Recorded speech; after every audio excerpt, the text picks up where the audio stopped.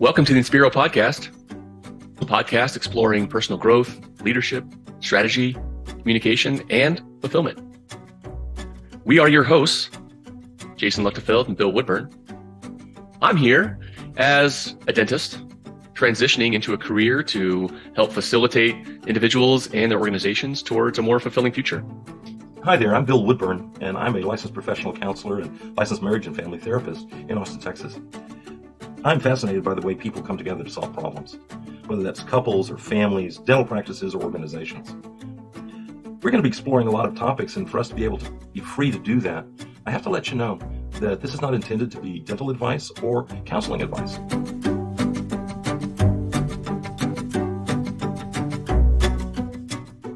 In this episode, we will be talking about the struggles of the new practitioner. And I think we're being intentionally vague here about what kind of practitioner. While we have counselor and dentist on the call today, I think what we'll talk about will be relevant for any healthcare practitioner that is new to their field. So I would see that extending into medicine, nursing, hygiene, not just counseling, but also psychology, psychiatry, a number of things, because some of what we're going to be talking about is just universal to finding yourself from being in school, being told what to do, to now being the one in charge. Now, what do you do? So I have a kind of a short list of directions I think this could go. And I know this has been a topic that is of particular interest for you and has been for quite some time. So I think we can see where the floodgates lead us. Sounds good. Spill the beans on the table, I always say. My first thought in coming into practice is that there's generally two avenues a dentist pursues, and that is either as an associate or as an owner. So as an associate, you are either an employee or you're an independent contractor, which outside of taxes, there's really no difference in dentistry, unfortunately. Being the owner has dramatic differences. So what we're seeing now is over the last 10 plus years, the number of owner dentists has continued to dramatically decline. And that's because there's much more corporate ownership of dental practices now. So many more dentists are associates. And I'll add a piece. It's something I saw very dramatically with my previous primary care physician, because she was making this announcement to all her patients with letters and stuff, that essentially she was being sort of bought out by corporate medicine, but she was going to continue to work there. It was going to be the same services and da-da-da-da. And she was so excited. And so I got a chance to chat with her. And her idea was that it was going to unburden her from the leadership role that, frankly, she was failing in badly. And that the corporate side would handle hiring, firing, staffing, paying, and it was going to be great. And then she could get back to medicine. The curious thing was 3 years later, she wasn't there anymore, because she really didn't like it. A lot of those decisions, I know they were difficult decisions for someone that was trained in medicine, not corporate leadership, to make. But the nature of her workplace was determined by those decisions, not the medicine she was doing. Mm-hmm. So she thought, oh, this will make my workplace so much better. What she found is she'd handed off to other people both the responsibility, but also the power to shape her workplace and to determine, to some extent, what kind of medicine she did and how long she took to do it and how many patients she saw. And she thought it was going to be better than it was. Yeah, I think that brings up a good point, and maybe there's value in exploring that just a little bit. The decision-making process, if you are either practicing and wanting to sell, or you're fresh out of school and you're looking at taking a job. There's a number of different corporate models that run the gamut from being really effective and great for bringing people in, and the opposite of that, where you're thrown into a fire and not given any fire extinguisher or anything else. Knowing that in advance can be really helpful, but sometimes you don't. So what I've learned in my limited experience with corporate dentistry so far is that on-site leadership is extremely helpful. So that, like you just said, that's the major, probably the number one reason, maybe tied for number one is people thinking they're going to get out of having to lead the office because they're frustrated by that and I want to get out of that role. Number two is money. And the leadership role is what I also see where dental schools and dental training are really underserving young dentists. Yeah. One possibility is they just are taught anything and they just assume if they do good dentistry, everything will magically, happen. Almost worse than that, they've talked to a few people who claim to know and said, this is how it's going to be, only, they weren't there to shepherd them through the whole process. They just gave them a couple of ideas, and then went on. So one of the first pieces I see, particularly with new dentists or new dentist owners, is that sudden shock of there is so much I don't know. Mm-hmm. There's just a knowledge deficit. It's not like they're bad people, they want the best, whatever. I actually don't know how to achieve what I'm trying to achieve. I don't know step 1, step 2, step 3. Mm-hmm. Yeah, so coming into a practice as an associate that has an in-place leadership that is on site helps with that tremendously. Yes. Coming in, so there are some places that if we're talking still about the associate that comes in, there are some that help to guide the dentist, but they expect the dentist to be the on-site leader. Mm-hmm.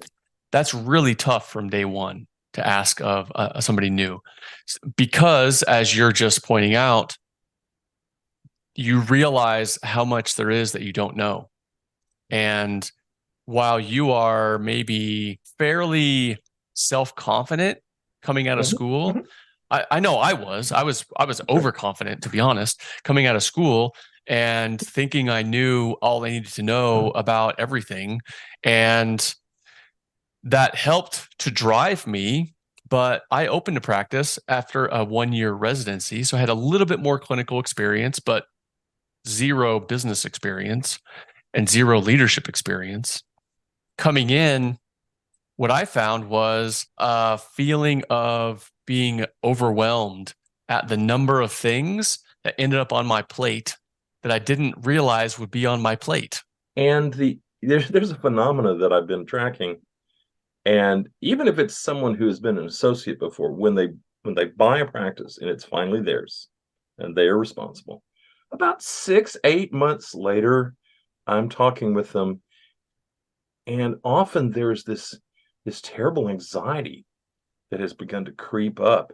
And as one of them said, I suddenly realized that I don't know what I don't know, and that there are things hiding here that I don't even know where to look for them. It's not like I just don't know how to do them. I don't know if I should even be checking for this. And I've overlooked things that have later caused great disturbance in the team, has caused someone to quit, has messed up some of the systems in the office, and I didn't know. And now I'm getting really twitchy about doing anything, because I'll touch it and I'll break it because I won't know really what's the ramification of this piece of the system, or what really is that person in the office doing and in charge of, and how do I talk to them? And so there's almost like an overconfidence and then a sudden anxiety of, oh my gosh, I don't want to touch anything. So my solution to that out of school was take more CE. I thought the answer was somewhere in the CE pantheon.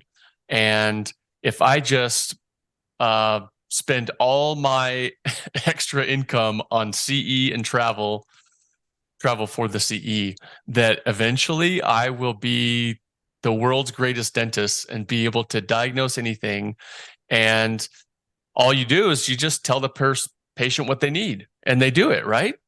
Yeah. Well, after about 4 years, I realized it doesn't work that way. And I may have had a lot of knowledge, but I didn't know how to share it. And I didn't know how to lead the team in helping with that process. That's where you start, and maybe for some people it happens even earlier, where you start to, like you just said, take your hands off of things and back away because you don't want to break it. You have a few conversations with patients that runs them off.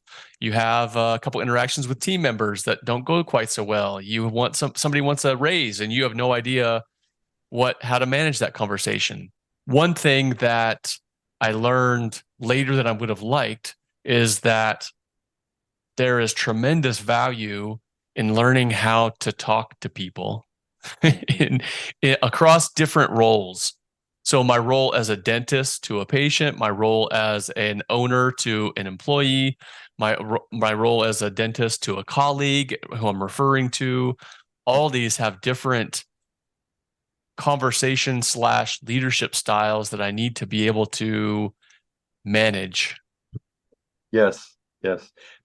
And check me on this, but what I think I've seen out in the field is the what I call the EICE gap, which is someone plunges into more and more CE, which makes them an incredibly skilled dentist, and they get very excited about the new things they're learning and the new things they can do and the things they can bring to patients. Nothing wrong with that. But their ability to communicate that to the patient in a way that gets the patient on board to do it means that they're diagnosing more and more, and the patients are refusing more and more. And then there's this almost burnout phenomena that occurs when you can't do the most exciting stuff, and it's like, no, I just have to do that everyday stuff that's getting a little boring now.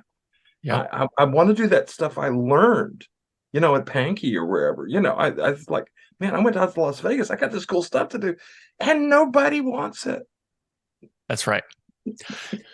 And I think that is because of what we see. We see social media, people posting different things, photographs, before and after cases, all that stuff.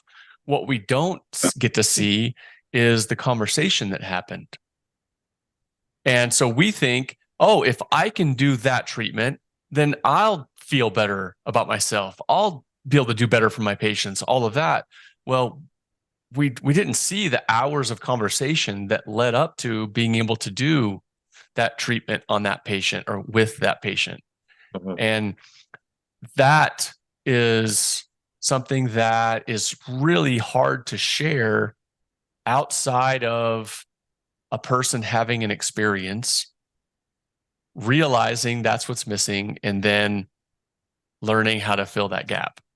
Yes. And unfortunately, once you are a dentist, you'll never be able to walk into a dental office as a patient anymore, really. You're a dentist there perhaps to get a crown, but you're not an actual everyday patient. And so now you're a little bit isolated from what it's like. That happened to me a few years ago when I changed offices and I walked into my new office, and I suddenly, since it was new, saw it the way a client might see it on their first visit. My old office, I had been in there 25 years. I mean, there was no way I could reconstruct what does this look like and feel like when a new client shows up. I couldn't do that. What is it like to sit there in that office, with this person you don't know, wondering what you're going to say to them? And being able to actually experience that again with the new office was a huge gift. Fresh eyes make a huge difference. Yeah. And it's hard to get fresh eyes. There you go. That's part 1 of our Struggles of the New Practitioner series. This will go on for a couple more episodes. We're going to keep the episodes short and easy. And again, you'll get one every Thursday. So tune in, enjoy, and if needed, reach out. InspiroPodcast@gmail.com.